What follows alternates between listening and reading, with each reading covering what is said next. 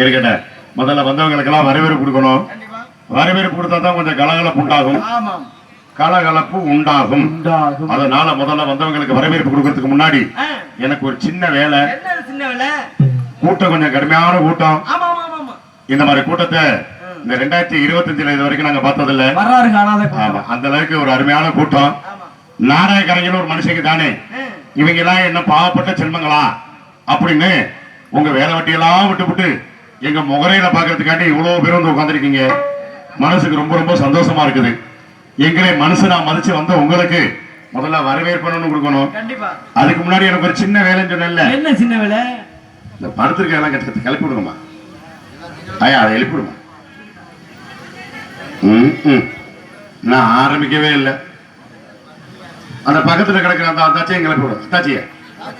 அத்தாச்சி அது பின்னாடி படுத்துட்டு போறமா. அந்த பச்சை சேலை திங்கிச்சா அத்தாச்சி எந்தடா அஞ்சு அத்தான் வந்திருக்கேன். அத்தான் அந்த அங்கிட்ட ஒரு அத்தாச்சி படுத்துட்டு போற. அதை கிளப்பி விடும். எந்திரிங்க. என்னமோ பிக்னிக் போன மாதிரி பாய் தலைவாணி வாட்டுக்கேனு எந்திரிச்சு உட்காராச்செல்லாம். எந்திரிச்சு உட்காரு. அது என்ன நினைச்சிட்டு படுத்து கிடக்குது. வீட்டுலதான் அவங்க நிமிஷம் தாங்க முடியல. இன்னைக்காவது ஒரு நாளைக்கு இங்க குழந்தை நிம்மதியா படுத்திருப்போம்னா இவங்க நிமிஷம் தாங்க முடியல. அப்படி ராத்திரில என்னதான் நிமிஷம் நடக்குது என்ன கர்மமோ எனக்கெல்லாம் மறந்து போச்சு. எழுப்பிடுமா முதல்ல. எந்திரிச்சு உட்கார சொல்லு. எந்திரி ஆத்தா. முதன்னு பிள்ளையார் சொல்லி நீ தான் ஊருக்குள்ள போட்டிருக்க. ஊரை புடிச்சு போட்டு அமுக்காம இருந்தா சரி. ரொம்ப சந்தோஷம். சிரிச்சுக்குங்க. என்னமோ கௌரவமா நான் உங்களை பேசி விட்டுருக்கேன்னு. இருக்கட்டும். இந்த கிட்டலாம் கிடக்கு. இதெல்லாம் எழுப்பணும்னா விடிஞ்சு போயிடும். நம்ம முதல்ல வந்த வேலையை பார்த்துக்குவோம். ஏன்னா இன்னைக்கு கறி விருந்து. அப்படித்தானே? உண்மைதானே? கறி சாப்பாடு தானே வீட்டுகள்ல. இருக்கட்டும். நமக்கு ஆண் வர்க்கம்லாம் தலையை தூக்கி நிமித்தி உட்காந்துருக்கு. ஒன்றும் பிரச்சனை இல்லை. இந்த ஆத்தா படுத்தினாலும் தூங்க சொல்லுங்க. உட்காந்துட்டு கீழே வந்து மண்டை உடச்சி போகுது. அத்தா அத்தாச்சி அவ எல்லாம் வெறி போல சமாதானமா போட்டு உட்கார வச்சிருக்காங்க. இருக்கட்டும். சரி, மனசுக்கு ரொம்ப சந்தோஷமா இருக்கு. இது மாதிரி கூட்டத்தை பார்த்து ரொம்ப காலங்கள் ஆச்சு. ஏன்னா நம்ம கிராமங்கள் மாதிரி எங்கேயாவது ஒரு இடத்துல இது மாதிரி ஆர்வமா வந்து உட்காந்துருக்காங்க. நல்லா பாய விரிச்சு போட்டு போடுமா. உட்காருமா. நல்ல வேலையா போச்சு. இருக்கட்டும். ஏன்னா கூட்டம் அருமையான கூட்டம். முதல்ல வந்தவங்களுக்கு வரவேற்பு கொடுத்துட்டு அதுக்கப்புறம் நம்ம கதையை பேசிக்குவோம். சரி. உட்கார்ந்திருக்கிற உண்மையாளர்களே, நினைவு நேசமார்களே, உண்மையான வேளாண் யோசனை சிந்தனை சிற்பிகளே, மகிழே பிறந்த மாதவ மாணிக்கங்களே, தாய்மை என்று பெயர் பெற்ற குடியிருந்த கோயில்களே, இந்திய வீடுக்கு தந்தையை மீட்டு சாதனைகளை பெற்றிருக்கிற இளைய சமுதாயங்களே, குடியிலே புத்தமலை போல் பெற்றோரை மடியிலே புத்திருக்க குழந்தை மகளே, ஏறுபட்டி சேறுபடும் உழவர் பெருமக்களே, கலப்படம் என்று உருப்படியாக படிச்சுக்கும் வியாபாரம். அது என்ன கலப்படம்? கலப்படம் என்ன கலப்படம்? அரிசியில கல்ல கலக்குறாங்க, சீனியில நிறைய கலக்குறாங்க, மலாப்படியில செங்கப்படி கலக்குறாங்க, காப்பித்தூள் புளிய கொட்டையை கலக்குறாங்க. இது மாதிரி கலப்படம் என்று உருப்படியாக படிச்சுக்கும் வியாபார பெருடு மக்களே, காவல்துறை அதிகாரிகளே, படித்த அறிஞர்களே, படிக்காத மேதைகளே, உள்ளூர் பங்காளிகளே, வெளியேறி விருந்தாளிகளே, குறிப்பாக இந்த நாடகத்தை சிறப்பாக ஏற்பாடு செய்து சீராக நடத்தி கொண்டிருக்கும் விழா குழுவினருக்கும் அவரது குடும்பத்தாருக்கும் யாதும் ஒரு யாருக்கு என்ற வகையில் நாமெல்லாம் தமிழ்தாய் மனிதர் தோறும் ஒருதாய்மைக்கு என்ற உறவில் உங்கள் அனைவருக்கும் எங்கள் நாடக தந்தை கூத்துறை பேராசா தமத்திரை டிடி சங்கரதாசாமிகளின் நாடக குழுவின் சார்பாக மீண்டும் எனது வணக்கத்தை பணிவுடன் தெரிவித்துக் கொள்கிறேன். கூத்துறை கோமாளினா சரி, நான் தானே கோமாளி. ஆமா ஆமா, அப்படித்தான் என்ன சொல்லி கூட்டிட்டு வந்திருக்காங்க. இப்ப நான் எல்லா வேலைக்கும் போய்கிட்டு இருக்கேன். என்ன வேலை? 100 நாள் வேலையில இருந்து கக்கூஸ் கலர் வேலையில இருந்து அனைத்து வேலையும் என்ன செய்ததுதான். காரணம் என்னன்னா, சோறு எங்க கிடைக்குதோ அங்க போய் நான் உடனே தங்கிடுவேன். காரணம் என்ன தெரியுமா? இந்த பாலா போன வயிறு, கருமம் முடிச்ச வயிறு நேரா நேரத்துக்கு பசிக்கிறனால தானே சம்பாதிக்கணுங்கிற எண்ணமே வருது. கண்டிப்பா. இல்லாட்டி தண்டி பெட்டி தூக்கிட்டு நீ வருவியா, இல்ல இவர் மிருதம் தூக்கிட்டு வருவாரா, இல்ல இவர் ஆவரணம் கொண்டு வருவாரா, இல்ல என் பங்காளி மைச்சேட்டை போட்டு திடீர்னு கிடப்பாரா, இல்ல நான் அப்படி கோமாளி மாதிரி பேசப்படுத்திருப்பேன். ஏன்? பசின்னு ஒண்ணு இருக்கிறனாலதான் நமக்கு சம்பாதிக்கணுங்கிற எண்ணமே வருது.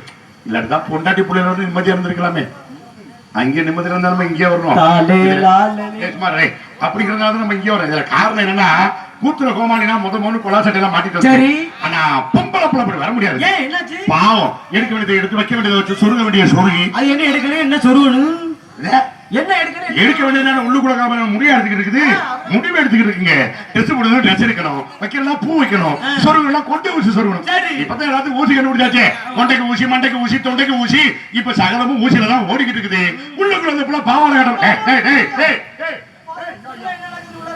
நாக்க உள்ள வச்சுக்கிட்டு வா. எங்க நாக்க நீட்டிட்டு போறேன்? இங்க போறேன். உக்காரியா. பாவாடை தான் கட்டலன்னு சொன்னேன், பாவாடைக்கெல்லாம் கட்டி இருக்குன்னு சொன்னேன். உக்காரியா. நாக்க தொங்க போட்டுட்டு ஓடுற. என்ன பாவாடை கேட்கறது இல்லையா? என்ன பாவாடை? இன்னைய கோமாளி நினைச்சுக்கிட்டு இருக்கீங்களா ஐயா? அப்ப கோமாளி இல்லையா? நான் தான் கோமாளியா? ஓயாம ஞாபகப்படுத்துங்க, வீட்டுக்கு போனாலும் என் பொண்டாட்டியை மறந்துடுறியா? இந்த சிக்கு சிக்குன்னு பாவாடை கட்டம்ல, அந்த பாவாடை கட்டல அப்படியா? கட்டிக்கிட்டு அந்த பாடம் தான் நிக்குது. இப்படித்தாங்க அன்னைக்கு ஊர் நாளுக்கு போய் வசனம் மாட்டிக்கிறேங்க. வணக்கத்துக்குரிய பெரியவர்களுக்கு கையெடுத்து கும்பிடுறோம். இதை பத்தி எல்லாம் முன்னாடி எங்க சித்தப்பா பெரியப்பா அனந்தமைய தாய்மார்கள் எல்லாம் முன்னாடி உட்காந்துருக்காங்க. இவங்க எல்லாம் முன்னாடி உட்கார்ந்து நாடகத்தை பார்த்தாங்கன்னா நம்ம நடிக்கிறது கொஞ்சம் பயமா இருக்கும், அங்க பாக்குறதுக்கு பக்குவமா இருக்கும். ஆனா அன்னைக்கு போனோம் நாங்க ஊர்ல முட்டைக்கோசு கருணக்கிழங்கு. அட ஏங்க நீங்க வேற போன ஊர் பேர் தெரியுமா? மொக்க பீரான்குடி. ஆமா, அப்படிங்கிற ஊருக்கு போயிருந்தோம். முன்னாடி உட்கார்ந்து கூட எல்லாம் பால்வாடி கேட்கிறத நான் கூட நினைச்சிட்டேன், என்னடா ஊரே வரும் பிள்ளை குட்டிமா தெரியுது, இந்த ஊருக்கு குடும்ப கிட்ட போற அதிகாரியே வரலையோ? 24 மணி நேரம் இதே வேலையா? அதை மட்டும் அழுத்தி கேளுங்க, புள்ள பக்கிற வேலை அப்படி கூட நான் நினைக்கிற மாதிரி. என்ன ஒண்ணு, அந்த பயில முன்னாடி வாங்க சும்மா அம்மளுங்க அப்பனுக்காரங்க நல்ல போட்டா போடனே நல்ல போட்டா போட்டு உயிரை எடுத்து விட்டாங்க. என்னங்க நம்ம பாடுற போறோம் நல்ல பாட்டு தானையா, வேற நான் நேர பாட்டா பாடு. சரி புள்ளைய ஆசைப்பட்டு கேட்கறாங்களே, ஒரு பாட்டை தான் பாடுற வாயை திறந்து பாருங்கய்யா. வந்துச்சியா வேணே இதெல்லாம் அப்புறம் பாட்டு பேசிக்குவோம். முதல்ல காலத்தை நேர்த்தி அனுசரிக்கணும். காலம் இருந்து நடக்காதவன் கோடியில இருந்து குரங்கான்னு சொல்லியிருக்காங்க. இதை நான் எதுக்காண்டி சொல்றேன்னா, இந்த நாடகத்துக்குன்னு ஒரு ஐதீகம் ஒண்ணு இருக்குது. அது என்னன்னா, ஆரம்பமாவது 10:30, ஆடி முடிப்பது 5:30 அப்படின்னு இந்த நாடகத்துக்கு ஒரு ஐதீகம் இருக்குது. உள்ளுக்குள்ள ஐயாலாம் வந்து சொன்னாங்க, ஐயா மணி ஆயிடுச்சுனே மணி ஆயிடுச்சு தான் இல்லைன்னு சொல்லல. இன்னைக்கு நம்ம ஊருங்கிறனால 9 மணிக்கெல்லாம் ஆரம்பிச்சிட்டோம்.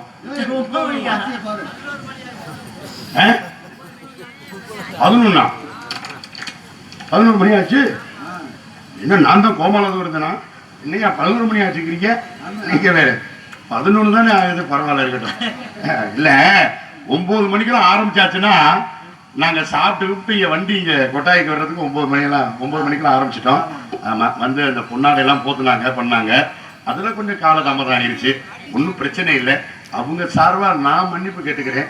ஆமா, எவ்வளவு நேரங்கள் ஆனாலும் பரவாயில்ல, ஒன்றும் பிரச்சனை இல்லை. இன்னைக்கு பப்புனும் டான்ஸும் கொஞ்சம் சுருக்கிக்கிட்டு நீங்க நேரத்தை வேலை மயில பாரு பேசிக்கிட்டு குறுக்க பேசிக்கிட்டு நேரத்தை சுருக்கிக்கிட்டு உள்ளுக்குள்ள உள்ளவங்களுக்கு வேலை கொடுப்போம். ஏன்னா காரணம் என்னன்னா, நீங்க எதை ரசிக்கிறீங்களோ அதை செய்யறதுக்கு தான் நாங்க வந்திருக்கிறோம். பாட்டு வேணுமா அண்ணே? அண்ணே சிரிச்சுக்கிறாங்க வேற.